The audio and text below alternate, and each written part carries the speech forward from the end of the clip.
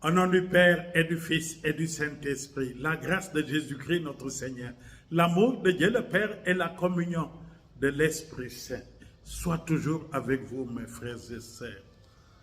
Nous sommes au dimanche 3 mai 2026, cinquième dimanche du temps de Pâques.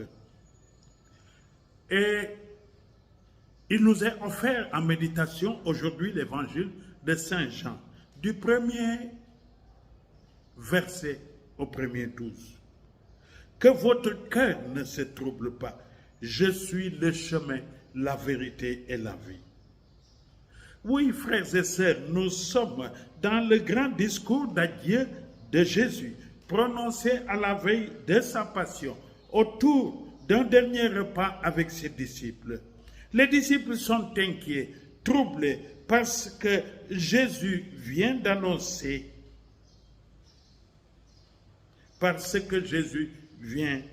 leur annoncer. C'est dans ce climat, frères et sœurs, d'angoisse, que Jésus veut calmer leur cœur et leur donner une perspective. Aujourd'hui, ces paroles nous sont adressées à nous aussi. Elles parlent de nos peurs,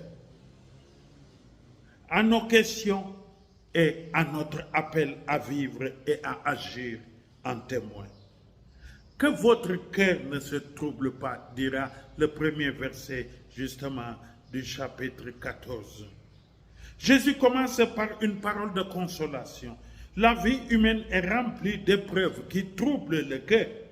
La maladie, la séparation, la mort, l'incertitude. Jésus ne nie pas la réalité de nos peines, mais il nous appelle à la confiance. Cette confiance n'est pas un optimisme naïf.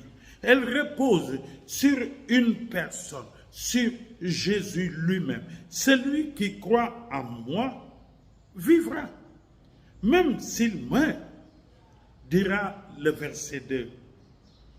La foi chrétienne, frères et sœurs, ne promet pas l'absence de larmes, mais elle nous ouvre sur une espérance vivante.